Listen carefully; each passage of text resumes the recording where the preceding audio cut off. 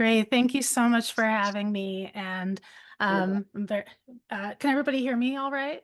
Yes. Great. Great. Yeah. Thank you so much for having me. I'm very excited that this event is taking place. I wish I could be there with you in person, but thanks to the magic of technology, I'm able to share some of my work with you this afternoon, and I'm really looking forward to the opportunity to talk about this in Q&A. Um, so as Carl just mentioned, I've been working on this book. It's coming out this summer, Marx's Ethical Vision.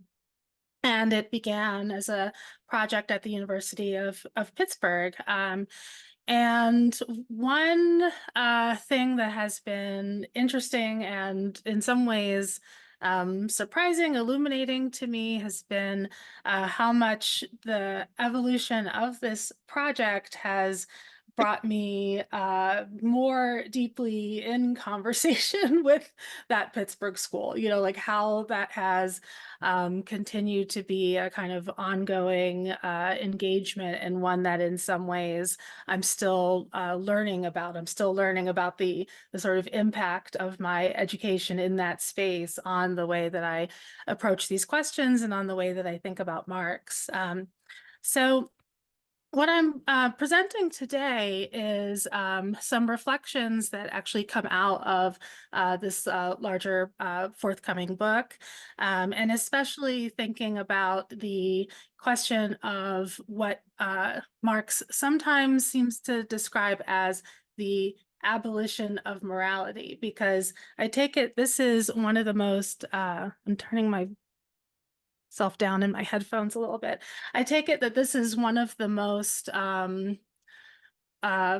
many readers of Marx, one of the more perplexing of his doctrines, one of the more perhaps seemingly implausible, right, of his views. This notion that morality is itself a temporary historical form, and that part of what we should expect to see in a time of a fully developed communist society is an abolition of morality as such. And so there are questions about how seriously to take Marx when he says things in that vein. There's questions of how, if we do take him very seriously as meaning what he says in the literal sense in which he says it, what does that then mean for how we should understand the role of morality today? And what does that mean for Marx's understanding of how morality functions in contemporary class society? And what kinds of reasons, right? If we take Marx seriously in this way, if we draw out the implications of what it might mean to call for the abolition of morality, what does that then say for us about how seriously we should take his view at all, right? So one of the things that I've found helpful in sort of fleshing this out and thinking this through is John McDowell's conceptions of virtue ethics, and especially the notion that virtue is something that ought to be understood or that can only be understood from the inside out, right? And I think many attempts to make sense of Marx make the mistake of attempting to think about morality from the outside in, attempting to think about what morality would be in a communist society in a way that doesn't take seriously enough the notion that there are ways of seeing that would be produced by our circumstances in such a society that do not exist for us now. So I'll say all of that by way of short preamble. I have a lot to tell you, so I'm just gonna kind of get into it. But that's what I have to say by way of kind of setting the stage a bit. So in the book, I argue, among other things, against a certain kind of periodization of Marx into an early ethical Marx, and then a later non-ethical and scientific Marx. I think he's always ethical and scientific all the time. And we see a kind of deepening and elaboration of the ethical content in his theoretical framework over the course of his life. Marx's historical materialism, his skepticism of bourgeois notions of justice, so-called, his criticisms of particular existing moral doctrines, such as utilitarianism and Kantianism, his rejection of moral suasion as a primary means of transforming society. None of these license the claim that his was an amoralist theory. And yet, those who read him this way are not entirely without rationale for doing so. Marx does describe the abolition of morality as one of the welcome achievements of the communist movement. He further indicates that a fully developed communist society would be without moral reasoning as such.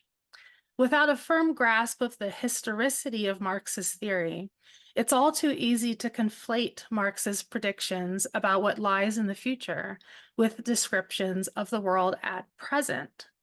We are not yet living in the time of material abundance and full human realization envisioned by Marx and other communists, and we cannot yet totally dispense with moral theory in the meanwhile. Morality is an attempt to theorize and close the gap between the world as it is and the world as it should be. Marxism is a theory that posits that the world can be made what it should be, but we're not there yet. Therefore, it's both true that morality is valid, salient, and necessary in our current conditions, and that it will eventually lose this salience in a transition to fully developed communist society. If that claim seems odd, consider the person who announces that after careful moral analysis and contemplation, they finally arrived at the conclusion that it would be wrong for them to harm an innocent stranger purely for their own private gratification, and compare this person to another to whom this desire and the attendant moral question simply never occurs.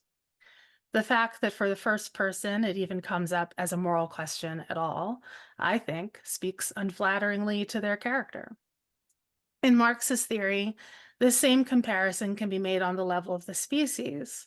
Morality is a contingent, historical, ideological form that has come into existence at a definite point in history and will pass out of existence once certain historical conditions are met, if they are met, which we must also acknowledge that sadly they might never be, right? It's a real possibility, more and more, obviously, all the time, maybe.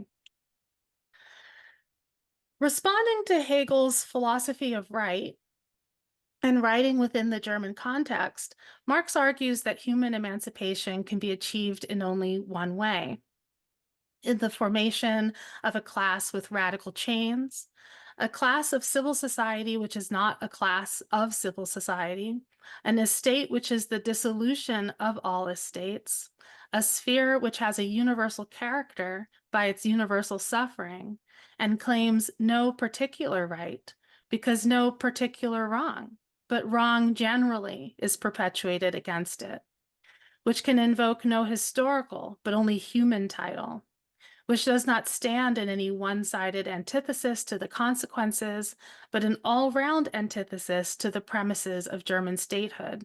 A sphere, finally, which cannot emancipate itself without emancipating itself from all other spheres of society, and thereby emancipating all other spheres of society, which, in a word, is the complete loss of man, and hence can win itself only through the complete re-winning of man. This dissolution of society as a particular estate is the proletariat. Marx's claim is that the proletariat is unique in the complete coincidence of its interests with the interests of humanity. Hence, the wrongs committed against it are not simply contrary to any specific or particular interests it might have as a class. Wrongs committed against the proletariat are wrongs against humanity itself. They are wrong generally. And this is why, from its own class perspective, the proletariat need not preach morality as such, nor have morality preached to it.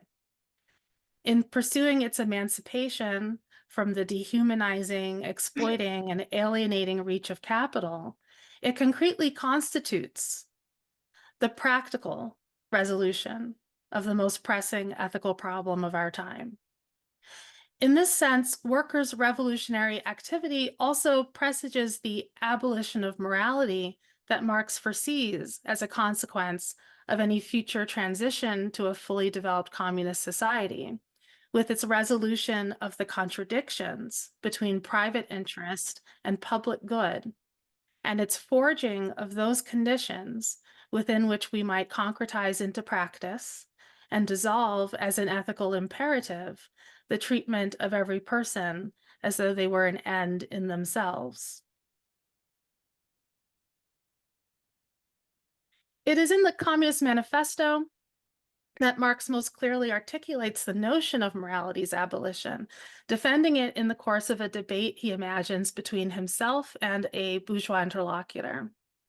That interlocutor charges that, quote, communism abolishes eternal truths, it abolishes all religion and all morality instead of constituting them on a new basis. It therefore acts in contradiction to all past historical experience. The accusation here is at least twofold. First, that communism treats as merely historical and contingent what ought to be regarded as eternal and necessary. And second, that communism unjustifiably rejects the inductive hypothesis that the future will be like the past, and that therefore morality will persist into the future, much as it has existed in the past. Marx responds that indeed communism does abolish morality, just as its critics charge. As it is the fact of class exploitation that gives rise to morality, it is only fitting that morality should vanish with the total disappearance of class antagonisms. Marx writes, representing the conversation between himself and this imagined bourgeois interlocutor, undoubtedly, it will be said, religious, moral, philosophical, and juridical ideas have been modified in the course of historical development. But religion, morality, philosophy, political science, and law constantly survive this change. There are besides eternal truths, such as freedom, justice, etc., that are common to all states of society. But communism abolishes eternal truths. It abolishes all religion and all morality instead of constituting them on a new basis. It therefore acts in contradiction to all past historical experience. And Marx replies, what does this accusation reduce itself to? The history of all past society has consisted in the development of class antagonisms that assumed different forms at different epochs. But whatever form they may have taken, one fact is common to all past ages, the exploitation of one part of society by the other. No wonder, then, that the social consciousness of past ages, despite all the multiplicity and variety it displays, moves within certain common forms or general ideas which cannot completely vanish, except with the total disappearance of class antagonisms. The communist revolution is the most radical rupture with traditional property relations. No wonder that its development involves the most radical rupture with traditional ideas. What does Marx mean here? One interpretive challenge for understanding Marx is presented by the heavy use of irony that is characteristic of his style throughout his written corpus.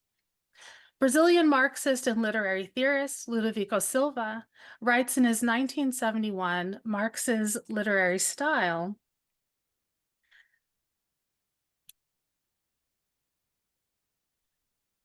Marx was a lifelong idioclast, one of the fiercest and most fervent idea breakers of all time. Among Marx's most devastating, end quote, among Marx's most devastatingly idioclastic weapons was his biting irony, perfectly calibrated to cut away the cloak around a thing and reveal it as its own dialectical opposite. The declaration that the realization of full human flourishing in the course of communist development would be coincident with the abolition of religion, morality, philosophy, political science, and law will strike many as so apparently outlandish on its face that perhaps we ought to interpret this bold claim in a highly deflationary and ironic way.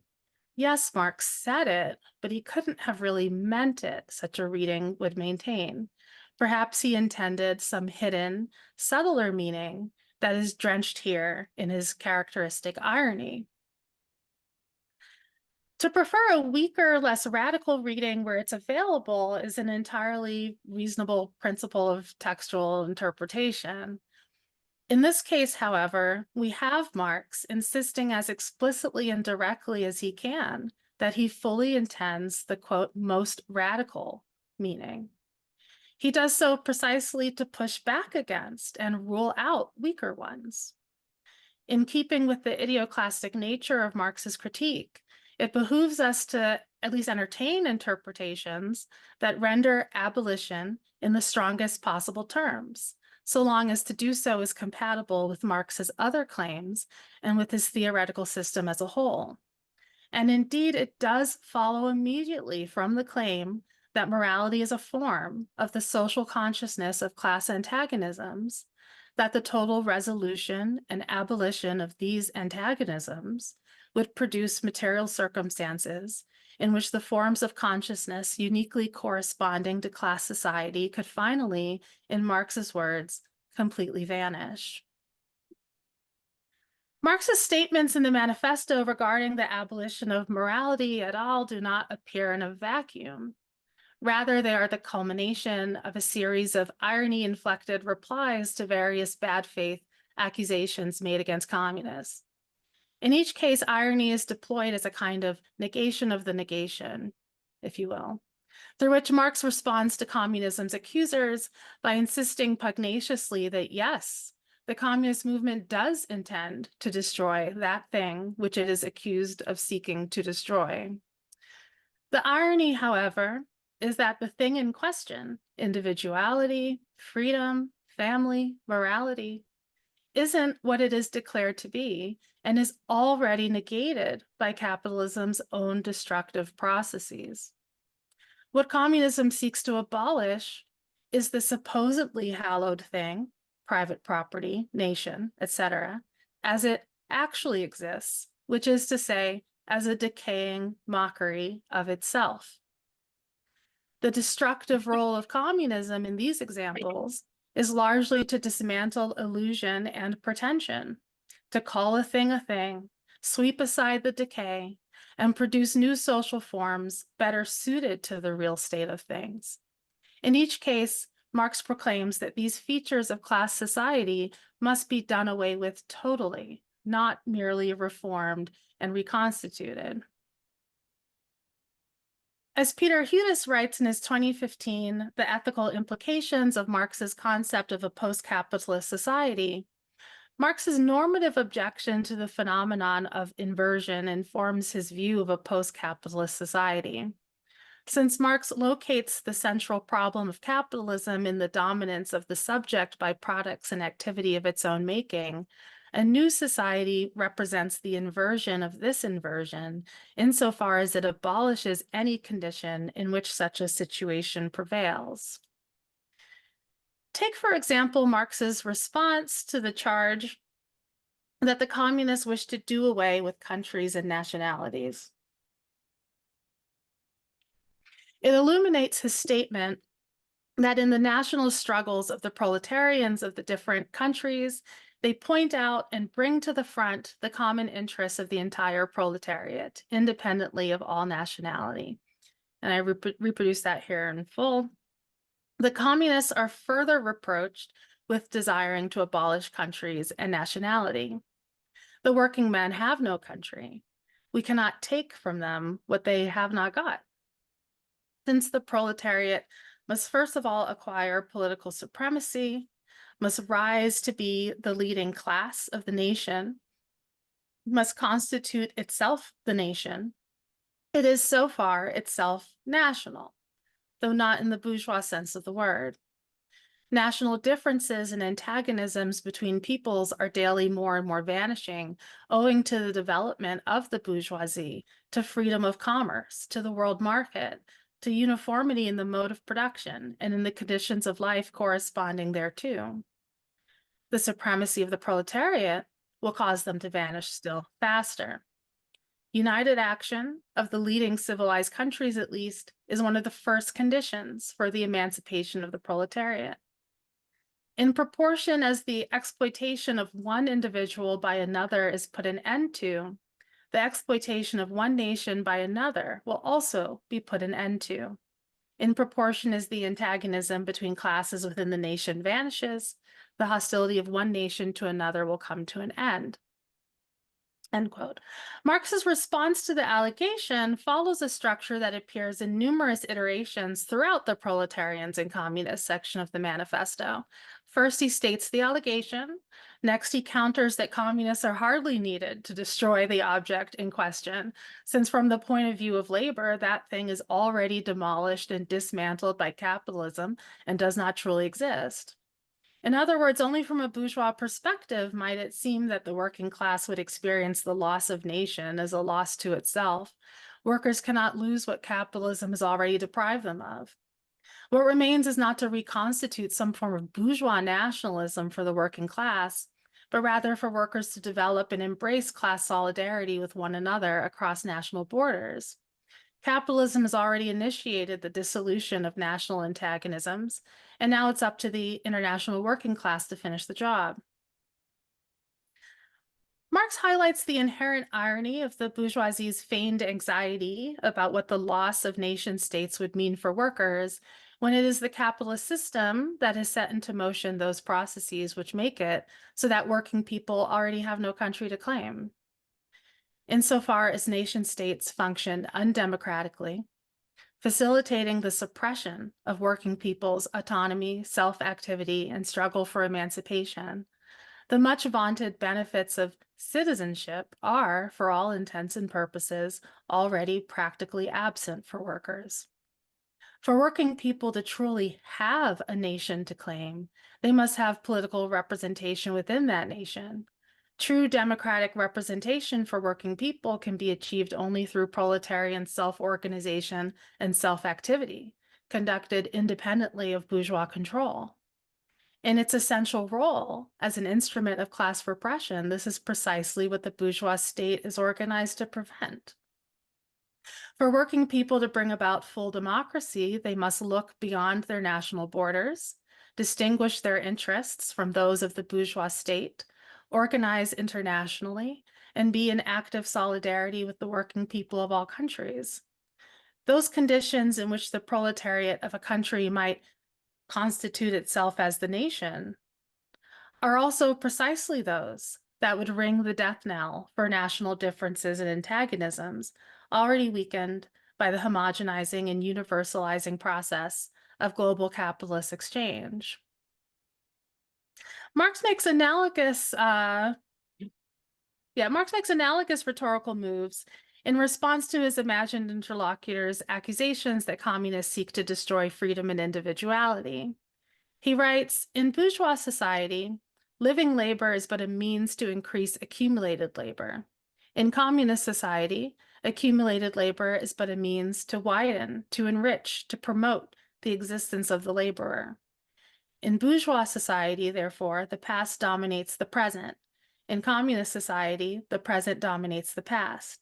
In bourgeois society, capital is independent and has individuality, while the living person is dependent and has no individuality. And the abolition of this state of things is called by the bourgeois abolition of individuality and freedom, and rightly so. The abolition of bourgeois individuality, bourgeois independence, and bourgeois freedom is undoubtedly aimed at. Here too, Marx deploys irony to present communism, the movement of workers' struggle against capitalist exploitation and for their own emancipation, as the negation of the negation. What communism seeks to destroy, he explains, are bourgeois individuality, bourgeois independence, and bourgeois freedom, which for working people each exist concretely as the very opposite of what they announce themselves to be in theory. Human individuality, independence, and freedom would be produced in their place, but only in the course of sweeping away their sham bourgeois impostors. One might hear reason that Marx's claims about the abolition of morality ought to be understood along similar lines. Perhaps Marx does not mean that morality will be abolished as such, but rather only that bourgeois morality will be swept away and replaced with a new proletarian morality that would persist into fully developed communism, long after humans' an alienated condition had already been overcome. Now, that reading has obvious immediate plausibility, but it misses a key distinction between concepts such as freedom and individuality on the one hand, and morality, religion, and law on the other. The former Marx regards as constitutive features of unalienated human social being. Throughout his writings, both before and after the manifesto, Marx speaks of freedom and individuality as aspects of human life that develop over the course of human history in trajectories that partially co-constitute the fully realized flourishing of human beings themselves. Morality and the others, on the other hand, which he and Engels describe as forms of ideology, also develop in ways that are determined by human history, but they belong specifically to a particular period within that history, and that is the period within which human life is structured by domination, class conflict, and exploitation. Freedom and individuality in their human rather than merely bourgeois form are essential features of fully realized human nature. As such, while their bourgeois form will be abolished with the development of communism, they will nonetheless appear there in a human and unalienated form. Morality, by contrast, belongs to what Marx calls the social consciousness of a particular age, and that is the age of class-based domination of some human beings over others, of external imperatives to which one is compelled to conform. The abolition of morality's bourgeois form, the form in which its contradictions are most fully expressed, and beyond which lies not only the abolition of bourgeois domination, but of all domination, and in domination's place, the realization of true human emancipation, is therefore also morality's abolition in toto. There is no unalienated form which the abstract theorization of and obedient submission to an external moral law can take for beings who exist within, quote, an association in which the free development of each is the condition for the free development of all. Even Kantian self-legislation counts for Marx as an external alien command. And this is in part because while Kant's account describes moral agents who are free to bind themselves or not to a priori moral law as they will, that law remains something eternal, unchanging, undetermined by human history. Human beings can choose whether or not to obey it, but in obeying it, they subordinate themselves to it, an aspect especially highlighted by Kant's emphasis on the sacrificial character of morality and his insistence that human obedience to the moral law is all the more distinctively moral, the more it comes at a personal cost. Consequentialist moral theories, such as John Stuart Mill's utilitarianism, do not fare very much better, and Marx argues also constitute alienated ways of relating to the world and the things in it. Just as capitalist exchange dissolves the manifold differences among things into the single category of money as universal abstract value, so utilitarianism, for Marx, is symptomatic of our incapacity to see objects for what they are. We do not see the world in itself, and still less the world for us, but rather the world for capital.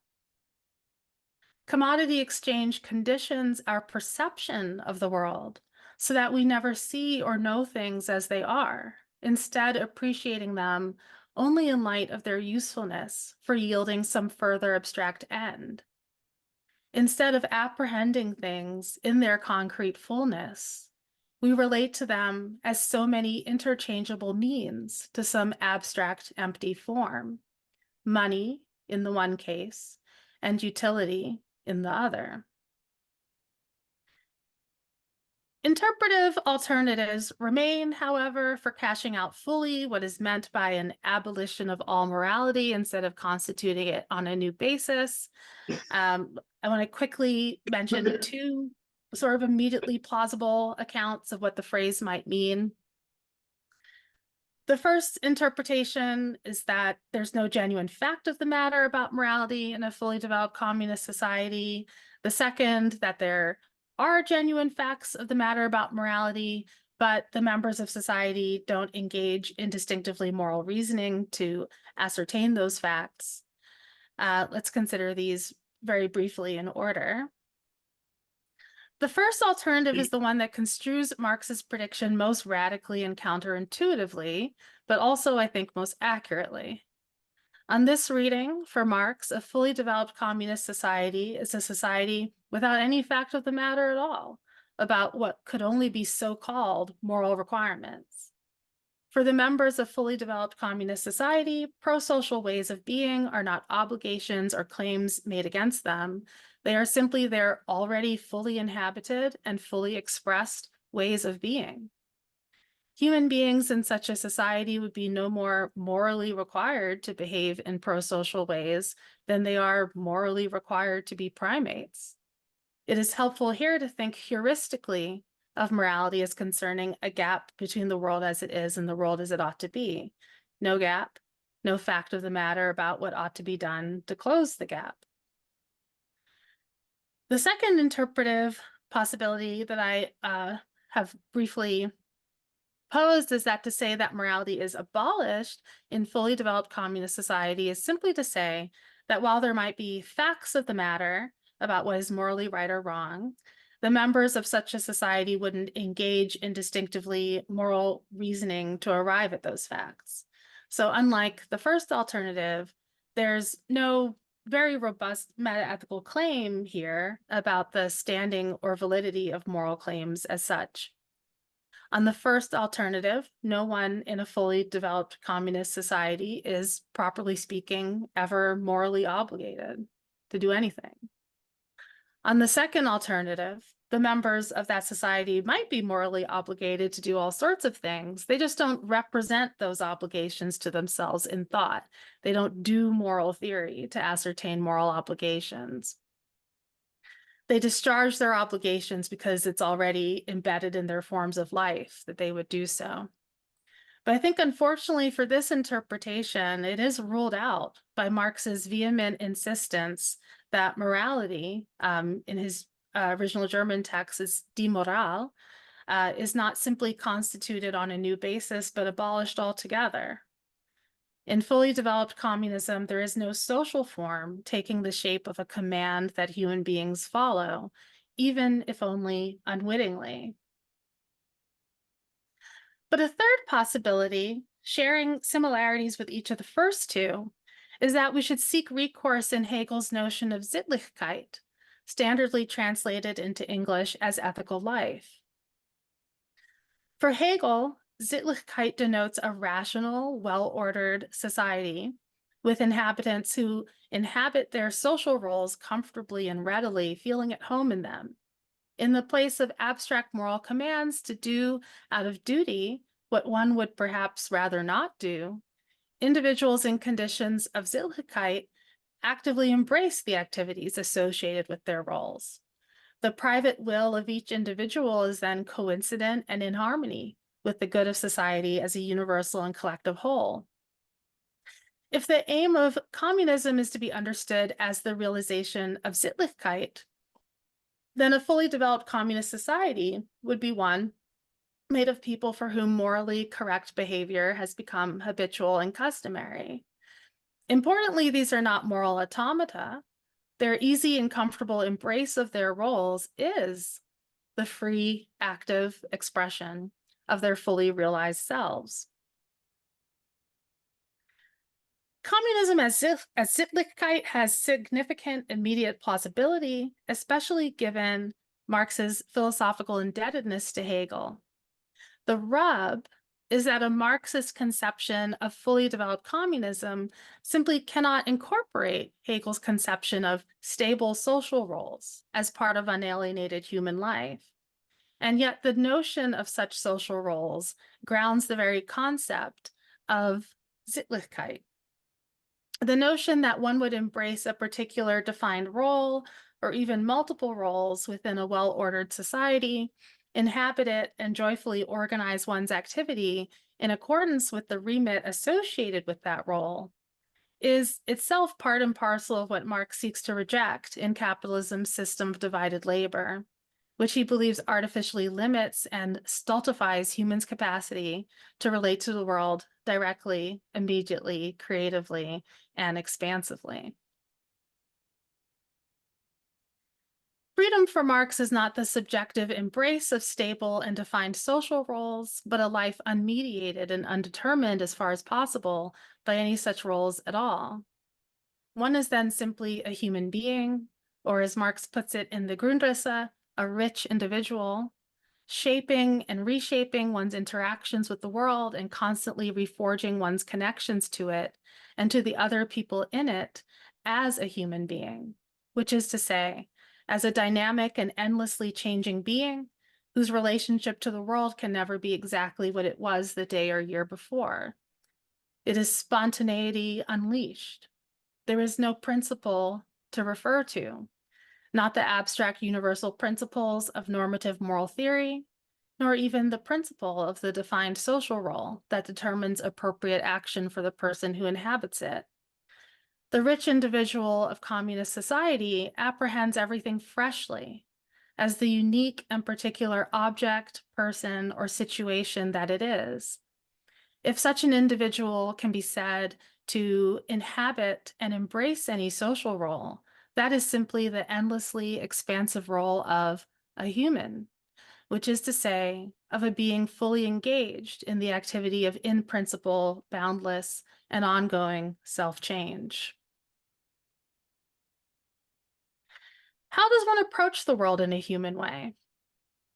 Clues are to be found in Marx's discussions throughout his work of how capitalism frustrates sense perception and our subjective representations of the external world. Commodity exchange and universal salability, as we noted earlier, have conditioned our relations to other human beings such that we perceive them not directly, not as they are, but in terms of their abstract usefulness to us. Ruth Groff illuminates this point in her Aristotelian Marxism, Marxist Aristotelianism. Groff writes, the contention from a Marxist perspective is that the principled disregard for the particular at the level of thought expresses at the level of thought the principled disregard for the particular that is the mark of exchange value. If Kantian pure practical reason expresses the abstraction of exchange value, the instrumental reason of utilitarianism can be seen to express the fact that commodified goods are produced not for their own sake, but instead as means to an end unrelated to their use values. A consideration of capital confirms Groff's analysis. There, Marx writes, the expansion of value, which is the objective basis or mainspring of the circulation MCM, becomes the capitalist's subjective aim. And it is only insofar as the appropriation of ever more and more wealth in the abstract becomes the sole motive of his operations that he functions as a capitalist. That is, as capital personified and endowed with consciousness and a will. Use values must therefore never be looked upon as the real aim of the capitalist. Neither must the profit on any single transaction. The restless, never-ending process of profit-making alone is what he aims at. The world of commodity exchange is structured such that just as we approach labor as a mere means to biological subsistence, this is me back in my own voice, and not as the highest active expression of our species nature as creative and self-changing beings, so do we approach one another as so many interchangeable means to the end of endless private accumulation.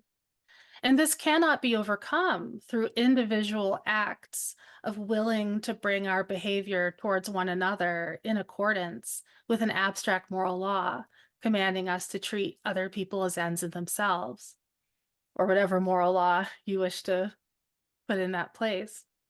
It requires a massive social transformation that abolishes those present conditions which incline us to regard everything and everyone as means to the limitless acquisition of itself empty and abstract value. Marx, following Hegel, regards utilitarianism as a quite pure ethical expression of universal salability and exchange. In the course of his arguments against Max Stirner in the Critique of the German Ideology, Marx writes the following. He says, the extent to which this theory of mutual exploitation, which Bentham expounded ad nauseum, could already, at the beginning of the present century, be regarded as a phase of the previous one, is shown by Hegel in his Phenomenologie. See there the chapter, The Struggle of Enlightenment with Superstition, where the theory of usefulness is depicted as the final result of enlightenment. Sorry, I'm the quote some. All right, you're just gonna have to listen because I don't have the quote written here. The apparent absurdity of merging all the manifold relationships of people in the one relation of usefulness, this apparently metaphysical abstraction, arises from the fact that in modern bourgeois society, all relations are subordinated in practice to the one abstract monetary commercial relation, end quote.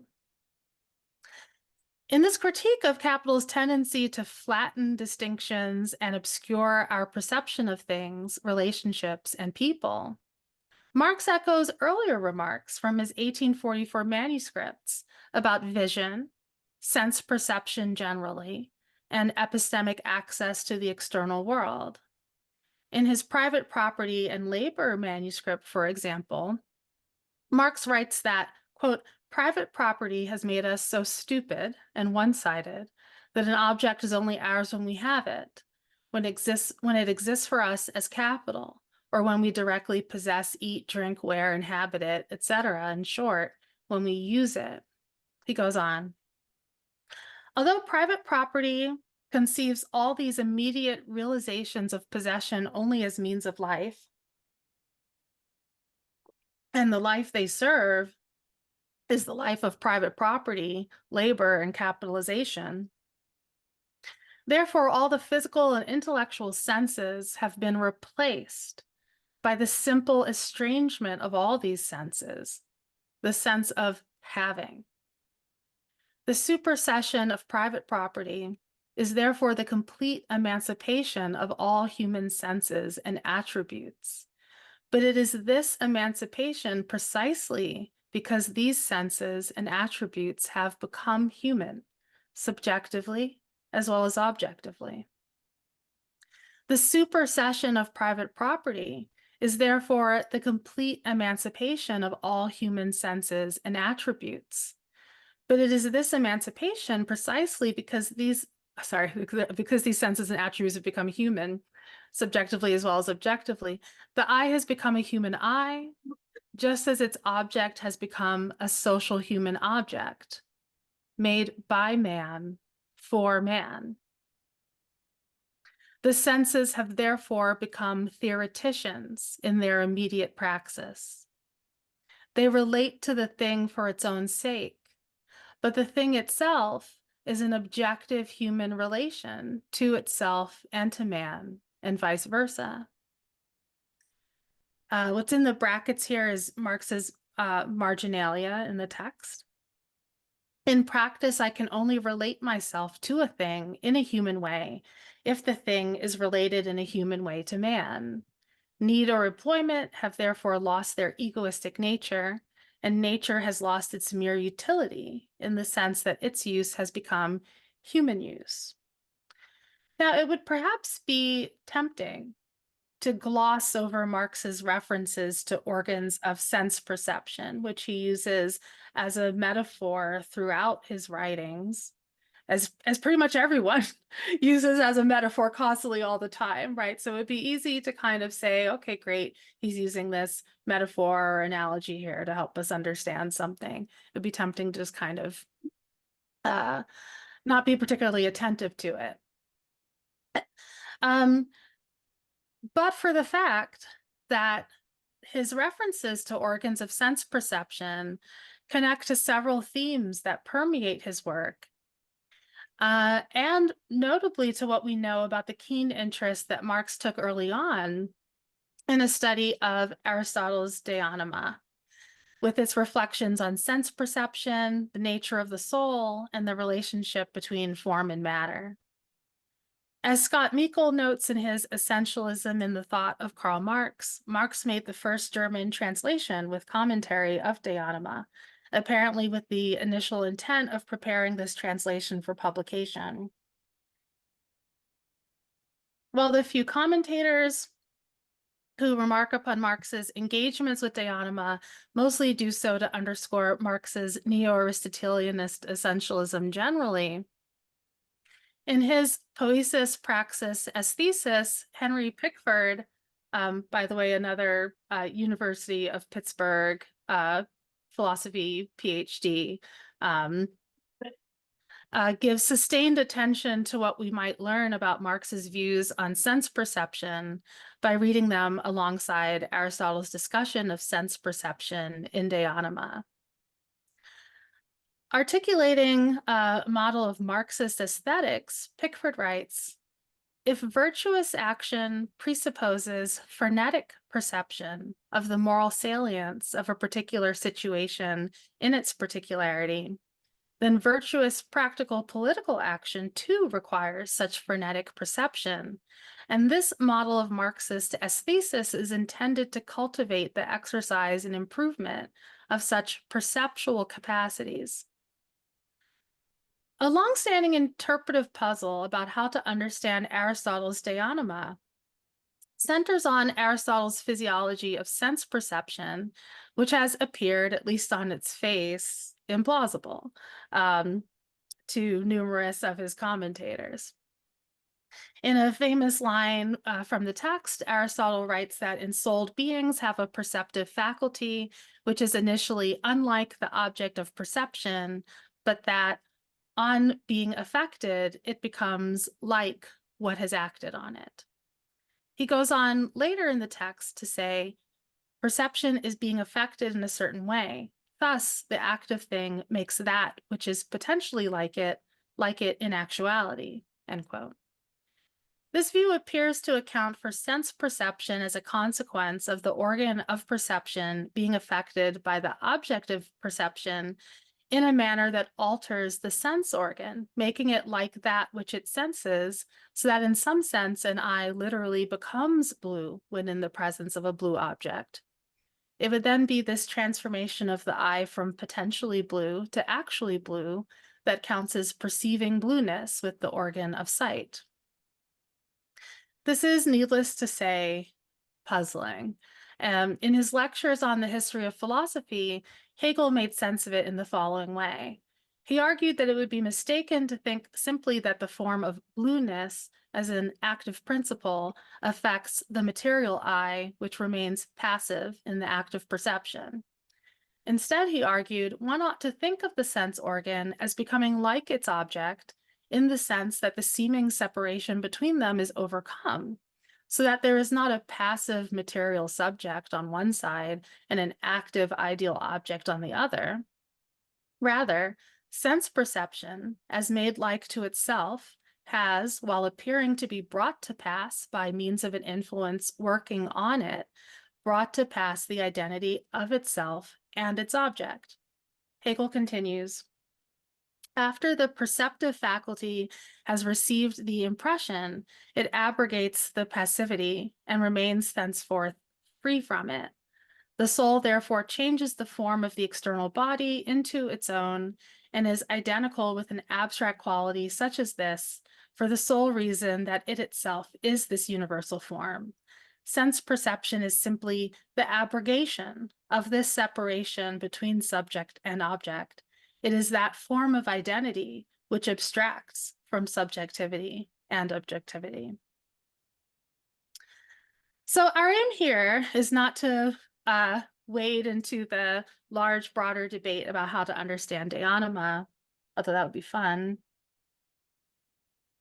What is relevant for us is the relationship suggested in Dhyānama, with which Marx was deeply familiar, between epistemic access to the world and the interactive metaphysical oneness of a perceiving subject with the world as its object. Hegel challenged readings of Aristotle on which sense perception was a question of active form and passive inert matter, presenting in their stead a picture on which the activity of form produces activity in matter, so that the sense organ is like its object and the body is like its soul, in the sense that they are unified in an interactive process, one in which each acts upon and is acted upon the other.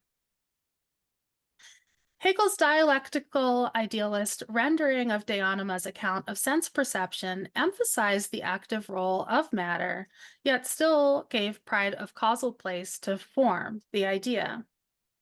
Marx, never one to leave Hegel standing on his head when he could set him on his feet, incorporated into his own epistemology this notion of a mutual interaction between subject and object that forges an identity between them, rendering the objective external world truly knowable to the human mind.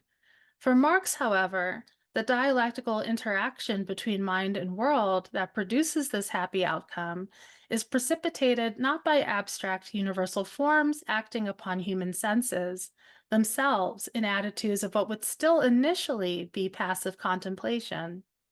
Rather, it is an outcome produced by labor, human social activity directed towards satisfying one's needs through material interaction with the world outside oneself. Through this process, we humanize the world and ourselves, forging a unity between the two that both makes the world sensible and awakens our senses to the world. Let us return to the passage from Private Property and Labor, which we addressed earlier. There, Marx writes that to overcome the institution of private property is also to bring about the, quote, emancipation of all human senses. He continues, not only the five senses, but also the so-called spiritual senses, the practical senses, will, love, etc. In a word, the human sense, the humanity of the senses, all these come into being only through the existence of their objects, through humanized nature. The cultivation of the five senses is the work of all previous history. The dealer in minerals sees only the commercial value and not the beauty and peculiar nature of the minerals. He lacks a mineralogical sense.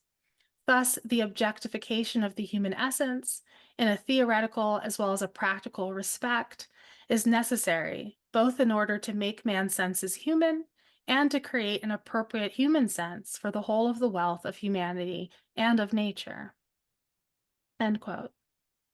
Marx's early manuscripts suggest that when humans' alienation from their own creative powers is overcome, a process which can occur only through human appropriation and transformation of the external world, such that the separation between subject and object is overcome, the approach to what we think of now as moral questions would be much like the kind of moral particularism depicted in John McDowell's 1979 Virtue and Reason.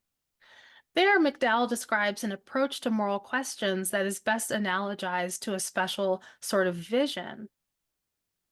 Rather than thinking of virtue as a kind of moral knowledge, virtue, McDowell argues, is best understood as a disposition, perhaps of a specially rational and self-conscious kind, to behave rightly.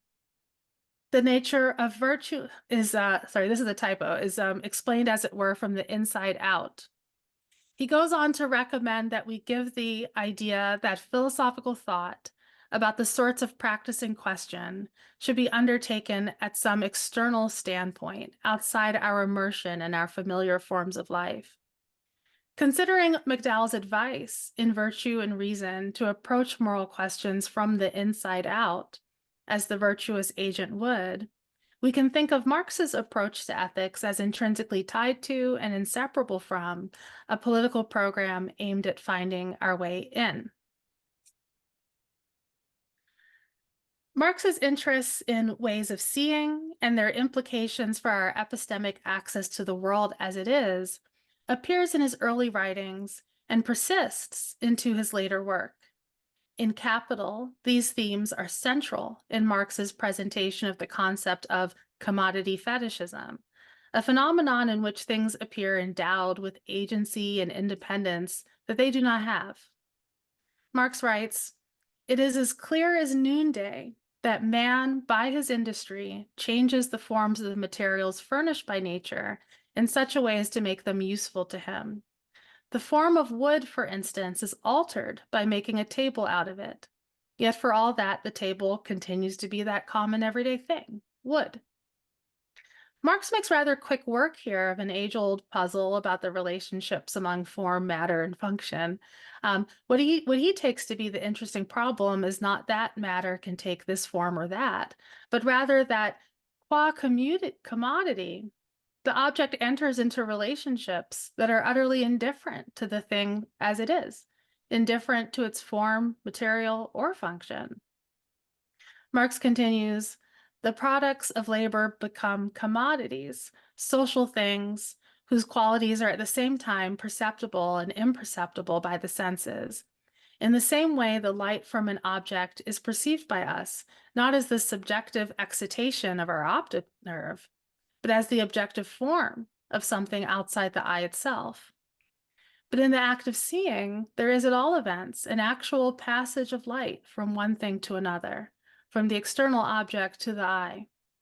There is a physical relation between physical things, but it is different with commodities.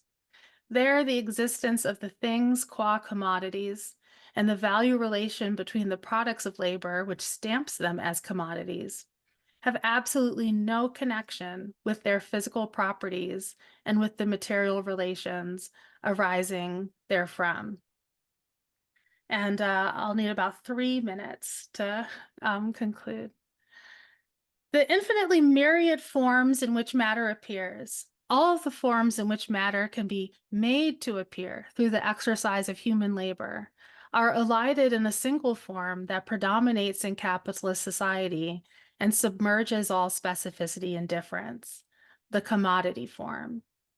Because human labor is organized privately as the work of competing individuals or businesses and corporations, only the products of labor seem to interact and to express universality, and only when taken to market. Never mind that their universality, exchangeability indifferent to their specific qualities, is only a kind of shadow of the universality of labor as essential human activity." Marx writes, "Let us now picture to ourselves, by way of change, a community of free individuals, carrying on their work with the means of production in common, in which the labor power of all the different individuals is consciously applied as the combined labor power of the community. The life process of society, which is based on the process of material production, does not strip off its mystical veil until it is treated as production by freely associated men and is consciously regulated by them in accordance with a settled plan. In such a society, human beings would recognize their products as the outcome of their own practical activity, activity which could be regulated, redirected, and organized in conscious collaboration among all the members of society. There is a temptation here that I will warn against, and it is particularly seductive for those who approach Marxism from a mainly philosophical or otherwise theoretical angle. Metaphors of seeing sense, and recognition, while true to Marx's conceptual schema, can easily incline one toward an idealist rendering of Marx's approach to morality. Perhaps one might think, we can see right now, today, what specific sorts of action would be called for in a future communist society. If only we can rationally deduce the right communist principle, maybe theory can fit us today with the eyes of tomorrow, and we can peek from the outside in, right? But this is exactly what Marx denies. He concludes the passage above by reminding his reader that the conditions under which society can strip off its mystical veil obtain only with the emergence of, quote, a certain material groundwork or set of conditions of existence, which in their turn are the spontaneous product of a long and painful process of development, end quote. The only way to, in Marx's words, create an appropriate human sense for the whole of the wealth of humanity and of nature, end quote, is to successfully usher in a truly human history. Philosophical problems can be represented abstractly in thought, but they cannot be solved there. Should we then say that Marx's theory is itself totally without moral content or relevance because it presages a world without appeal to moral principle as such? The answer, you won't be surprised to hear, I think, is no. Such a world is not yet our world.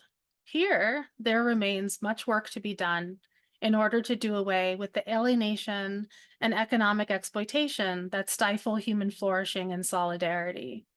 We cannot think ourselves into a form of consciousness that can emerge only on the basis of social relations that do not yet exist. We can, however, align ourselves with working people's struggles for freedom and human survival today. From the standpoint of workers under capitalism, morality is not an abstraction separate from class interest. The greatest moral imperative today is to secure the victory of working people over capital. Thank you.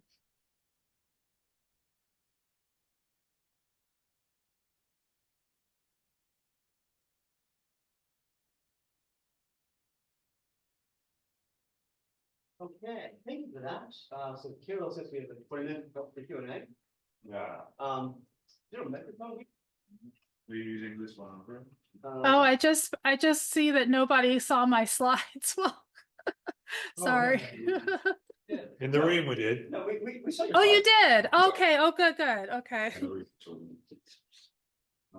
you can use that, just pass it around to people who are. Yeah. Okay. Oh, yes. Oh, yeah, you got something. All right. Online. All right, so I guess, Matt, They can unmute themselves. yeah, Matt, you're first. Hi there. Can you hear me? I Yes. can. Fantastic. Thanks so much for the talk, Vanessa. I thought that was absolutely fantastic and engrossing, Thank and it was you. wonderful. I just had a question about moral deliberation and moral debate, even. Mhm. I'm wary this makes me sound like a liberal, but to me, there's something that contemporary particularists get right in that I think they make space for moral deliberation as a part of building a virtuous character in some sense, right? It's not, for Dante, it's not just that you automatically see the practical shape of reality, it's also that we come to deliberate about practical shape, and in so doing, we develop the sorts of perceptual, for want of a better word, ways of seeing the world aright.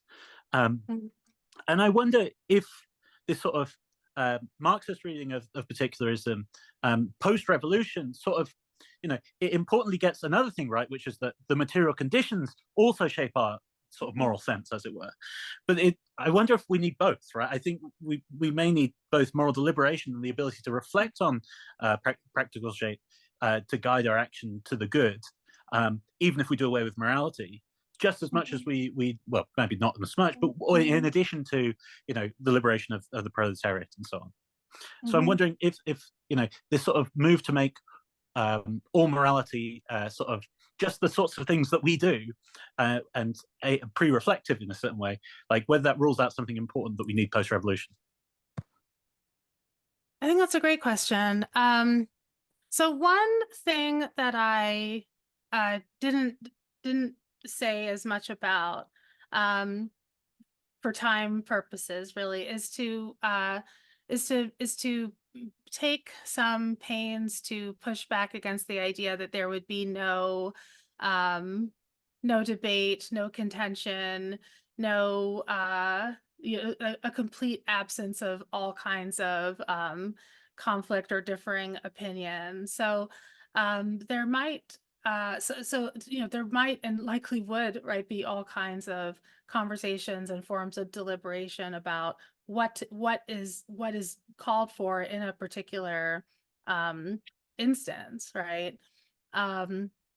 But whether that would be sort of specifically moral deliberation, whether it would have in the way that we often think about it, whether it would have the idea of like, here's a principle, how do I apply it? Or what is the principle? Or, what is the right thing to do, sort of thought of abstractly, rather than, how do we solve this problem, right? So part of what I think is, I don't know how well this will satisfy the question, but there's certainly forms of deliberation, right, and forms of collaborative thinking about problem solving that will always be part of human beings attempting to live together.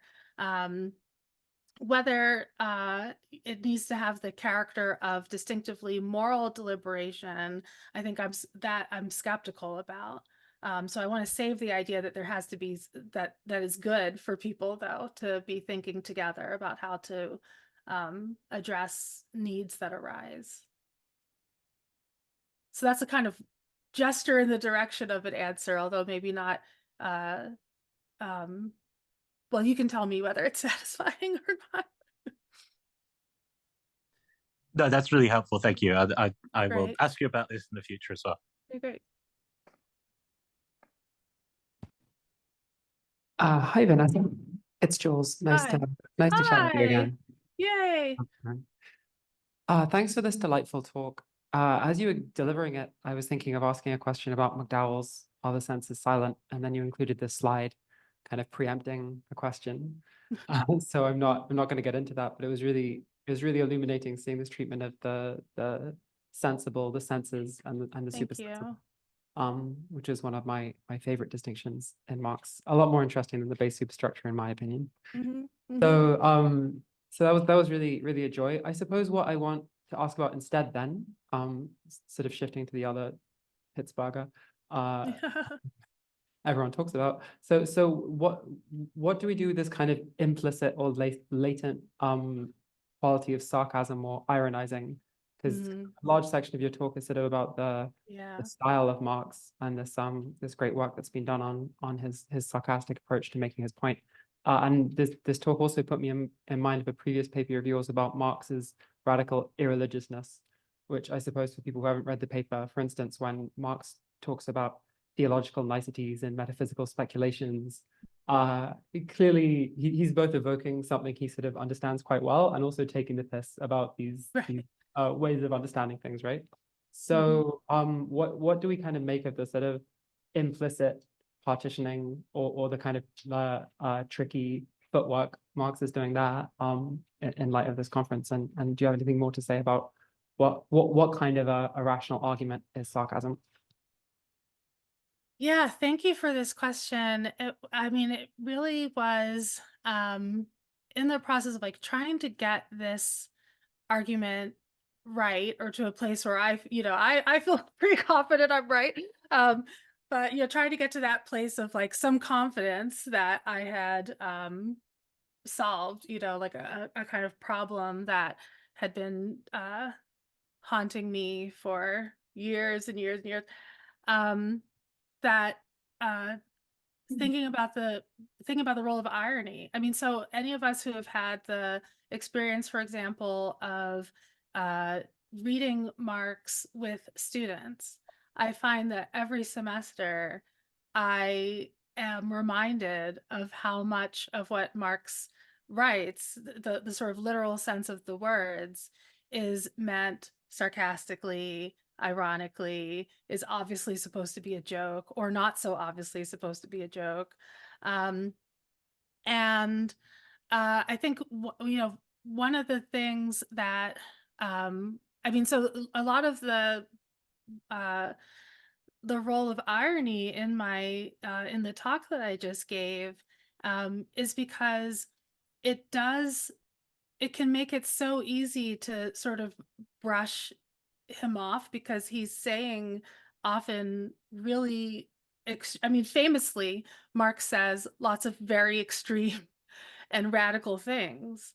And I think that it can sometimes in readings of Marx, or make him oddly enough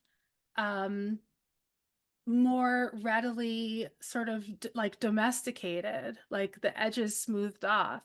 Yeah, Marx said overthrow the bourgeoisie, but I'm sure he actually meant work, try to get the most progressive elements of the bourgeoisie to see the wisdom of working class movements, right? Or something. I mean, there's this kind of there's this way that that because we know that he speaks ironically, because we know that he is often putting things as sharply as possible, it conversely lends itself to a kind of reading of Marx on which he's, he's kidding.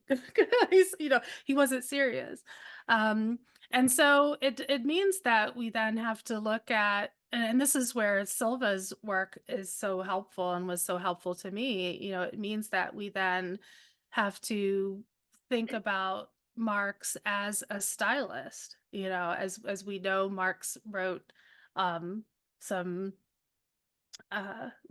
poetry of his youth, not particularly good poetry, but this is someone who is thinking quite a lot about style and form of presentation, and writes beautifully and poetically all throughout his work. And so I guess to sort of button this into a kind of nutshell takeaway, I think one of the things is like, this is the sort of thing that philosophers, the skills we learn as philosophers, like, don't actually do us a lot of favors with, because we are used to communicating, or at least in my upbringing, as an analytical philosopher getting an education in the US, it's all about this, sort of like the clarity, the literal sense of the word.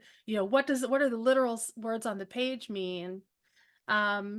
And you need to have some poetic sense to understand Marx, because he wrote with poetic sense. And that's part of the meaning. It's not just decoration on top. So I think that's the big takeaway, is to think about, well, why is he choosing the style that he does? And sort of taking that seriously as a question. Thanks. Hi, I'm not sure. Do you see me? Anyway, I don't, but I do hear you loud and yeah, clear. yeah. So. You talked about like the passage where Marx talks about the senses and their alienation and so on. And I'm still wondering what this terminology of sense, what I should map it onto. Like it might map onto like the way in which McDowell and like empiricists and so on talk about sense, or like onto like the way in which Feuerbach talks about sense. But none of that is really working for me. Like, yeah, what do you think does sense mean in that one specific passage where he talks about the sense of having? Yeah, I'm going to try to well, I'm not gonna, I was gonna say I'll pull up the thing, but yeah, so I think that he, I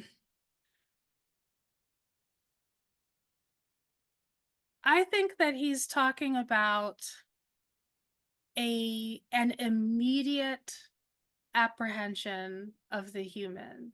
I think he's talking about circumstances in which our capacities for perceiving, apprehending, cognizing, receiving impressions of, right?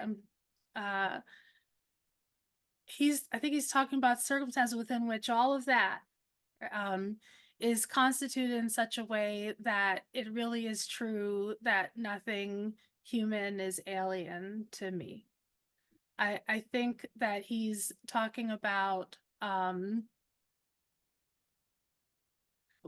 mean, one of the things that is one of the tragedies of our lives, of our circumstances, is that we do not and cannot see one another and don't even really know what it would be to do that. And I think his discussions of the sort of the role of like empty abstraction, the way that our utilitarianism, right, is this example of the flattening of all these different aspects of value, all the different ways that a thing could be good to experience or good to interact with, or is flattened and emptied out into this category of utility,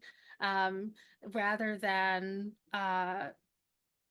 appreciating that a delicious, or just appreciating a delicious orange in its own right, that there's something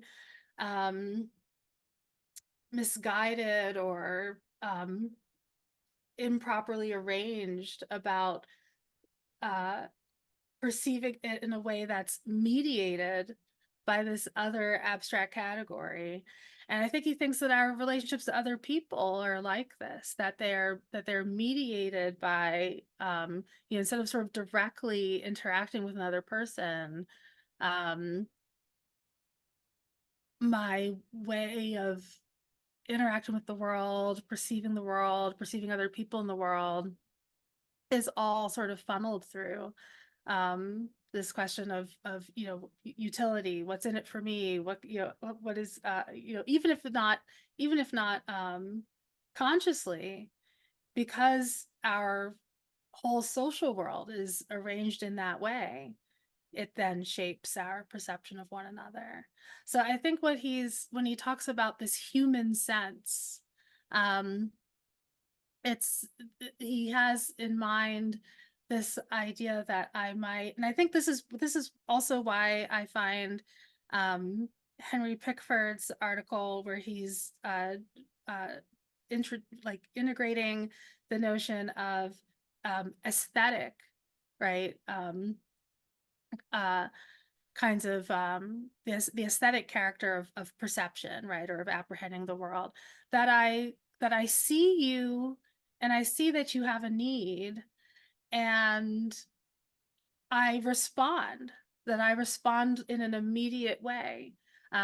Or another place to look is Marx's a comment that a statement that he makes in the comment on James Mill, and in other places as well, where he talks about what it would be like to produce for another person's need in a communist society, and he describes this kind of directness. What satisfies me about having produced in a way that satisfies your need, that your need was satisfied, right? That itself, that sort of like that kind of immediacy. I think these are the kinds of things that we should be thinking about when Marx refers to this human sense, right? It's the direct apprehension of another human being that itself has this kind of motivational right? Immediate motivational responsiveness to action, right? The mere fact of their need being this call to action, in a way that doesn't require me to then, appeal, like, what is the principle? No, it's just I see you directly and I respond. So something like this. Mhm. Yeah. Okay, I think, Kirill says we have time for one more question.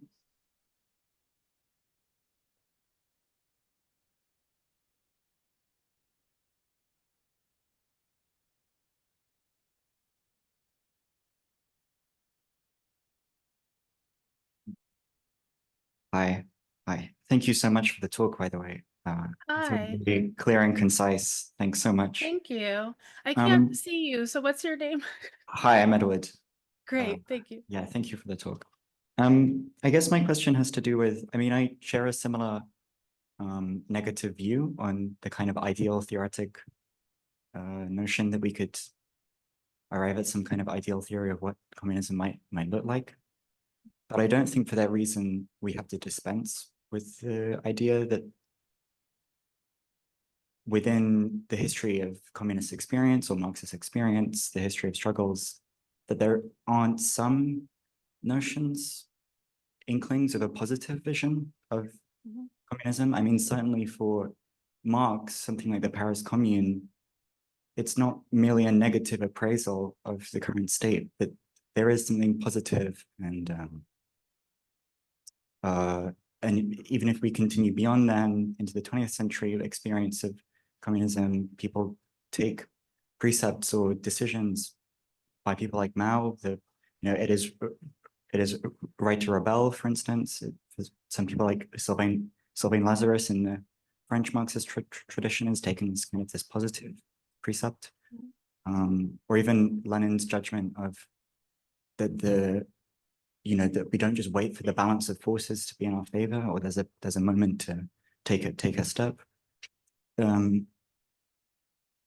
Because otherwise there's the danger that communism stays as this kind of notion of a ever receding horizon, or as a merely regulative ideal. Whereas we might be able to say there have been moments of not quite communism as subsuming society, but as in the way that maybe capitalism in a sense had periods of simple commodity production, where there were kind of inklings of that in previous modes. Yeah, I guess that's my question. But thanks again. Thank you. Yeah, thank you. No, yeah, I totally agree. I actually totally agree with what you say. And so this discussion of what it means to talk about the abolition of morality, for me occurs within a broader context where I think Marx has quite a lot to say about morality and about what we ought to do in the present day. But I think that in the sort of like long-standing debate about whether or not Marx's theory has ethical content, that there's often a conflation of what Marx is saying about how people would interact with one another in a communist society, a conflation of what he has to indicate about that with today. And so where we have not yet created the conditions that produce and lend themselves to these kinds of spontaneously pro-social forms of interaction. But particularly to your mention of his writings about the Paris Commune, I think those are extremely important. I have a piece called Towards a Theory of Revolutionary Admiration, which appears came out a few years ago, and it appears in a volume on edited volume on the philosophy of admiration. And my main source for that is the Paris Commune, and as you say, not just as a negative example, right? It is about what Marx found admirable in the Paris Commune, and what that then does indicate for us about today and about what a communist society might look like. But what I want to avoid is not is not the notion that we might be able to make reasonable claims about what we expect such a society to look like, or even what we think such a society should look like, but rather to, among other things, cut off one way of approaching the question, which is, here's the ethical principle that communist society would be ruled by, and here's how people would implement it, and here's how they like that. I think is imposing onto a totally different, radically transformed kind of social arrangement, social form, kind of social being, ways of normativity that belong very much to our world, our class-based world, that is, and in particular, I mean, what matters particularly is that we live in a world where that is highly shaped by the antagonism of human beings with one another, and that this is what would be resolved, and that the resolution of that antagonism is part of what produces the possibility of human beings seeing one another, because you can't actually know what a human being is if you don't recognize every human as essentially identical with yourself. And that is made impossible in a society like ours that produces these contradictions and antagonisms regularly and necessarily. We can try, some of us are better at it than others, but none of us can actually do it, because the material circumstances to actually really see other human beings and recognize our identity with them doesn't exist. And that's the thing that needs to be produced. But you're absolutely right, and I do not at all want to suggest that it's not possible to make some claims about what we hope for in a fully developed communist society. So on that note, we'd like to thank the favorite speaker. Thank you so much for having me. Thank you very much. We good have you. So, for being our no question. Huge thanks. Hopefully you can drop in a bit. There's another talk that interesting. Otherwise, yeah, thank you. I think I'm sure we'll see the dialogue in some way. Take care. Thank you. Bye, everyone.